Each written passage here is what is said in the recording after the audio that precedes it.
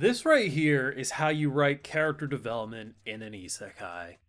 I've been saying it for weeks that I consider Pham to probably be the most valuable player in this show, because they quite literally would have been dead at multiple times without Pham's help. But between the explosives, yes, of course, other retainers helping know about the explosives, but I mean, without Pham going above and beyond and moving them out of harm's way, Ars and company would have been blown up episodes back, and continues to be one of the most reliable assets between rescuing the pregnant wife, saving us from explosives, saving Lord Curran's life in this episode would have been dead without Pham's interference here. For a hired contract, no one comes close in terms of usefulness. I literally think you could kill a couple of Ars's retainers off, and I would say that is still less impactful than removing Pham. You can come at me with that all you want, but I literally think without Pham, it's just like it's game over. So Pham rejecting Lord Curran's offer of an insane amount of gold, that's within the character development I expected, because, we'll just get Ars to pay all that. But the way that rather than having Pham join up as a retainer, as someone truly loyal to Ars, by the end of the initial arc, instead was recruited as a hired contract, which is in line for his character. And the idea that they do this subtle foreshadowing before reuniting with Ars about seeing what contracts used to be like and how bosses would look down on Pham, to having a kid just so innocently looking at you and just happy you're here. Yeah, a little upset with how much he has to pay you. The idea that all you wanted in terms of payment is to be officially your retainer, because Pham 100% believes Ars is someday going to be the greatest person in this world. That maybe, yes, the current strongest and biggest dick energy person, Lord Curran, offered us our weight in gold and a position on his council, but Ars is where we have developed loyalty to. That slow build up over both seasons have developed this character so wonderfully, and the fact that this is a singular character among many that have had equal amounts of development is why Reincarnated as an Aristocrat is an isekai GOAT in my humble opinion. Now, of course, I have full live reactions over on Patreon. If you want to see my full and good thought to any of these episodes, it's over there exclusively. So, I'm having a really hard time figuring out what's the best episode of this show anymore, because between last week, this week, even the weeks before, they are building in. The best arc was last week, in my humble opinion. I liked what they did. And as I've been saying as well, this is scratching an itch in terms of military that I don't really see often in anime. And truly, the last time I think this connected to a military strategy when it comes to anime is Arslan Senki. And that was a long time ago. So, it's been a hot minute since I've been medieval warfare, or that, back in the day style warfare that's not that modern. I mean, you don't see a lot done with this amount of detail, but the way they're going about, and it's interesting because we also have the use of magic. So it's not just swords and shields and bows. We have all that, but we also have magic. But I like that the magic's not all powerful. You can't just send a group of mages on top of a mountain and rain lightning blast down and destroy an entire camp. It's not to that degree, but what you can do with mages is you can send them to the top of a mountain that is hanging above arguably the most important person next to Ars. I mean, technically Curran's more important than Ars, but in terms of our perspective, Ars and Curran, if you eliminate them, it's just game over for the show.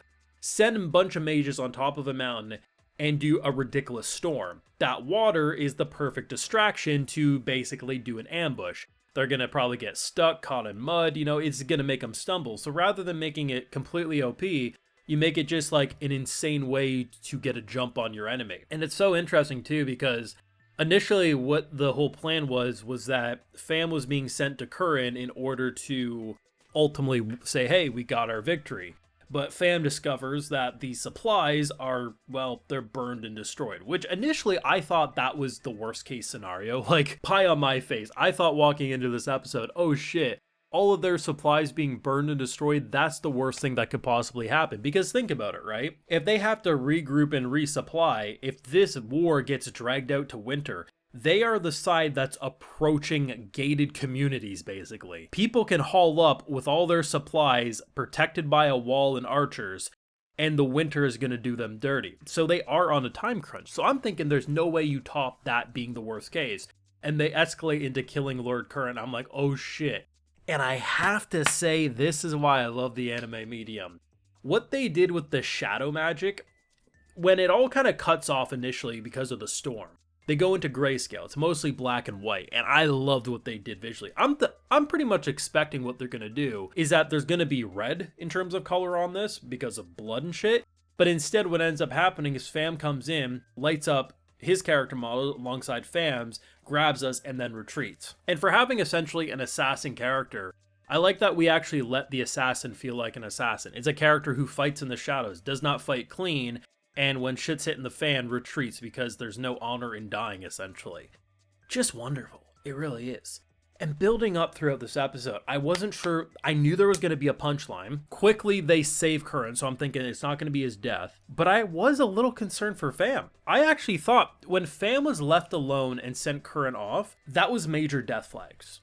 100%.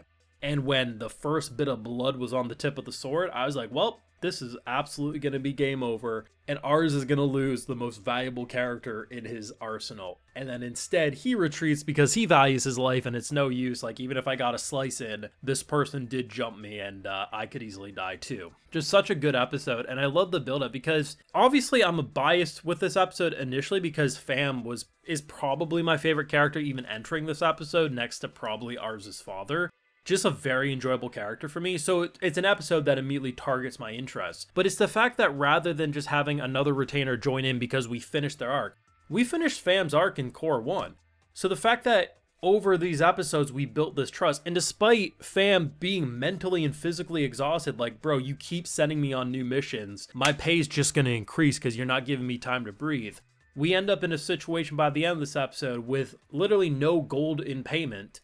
We denied bags upon bags of massive amounts of gold, instead saying, I want to work for you officially. That is a massive W, and ours has just solidified arguably the most important person's support next to Lord Curran's, because obviously if Lord Curran went against him, that's pretty bad.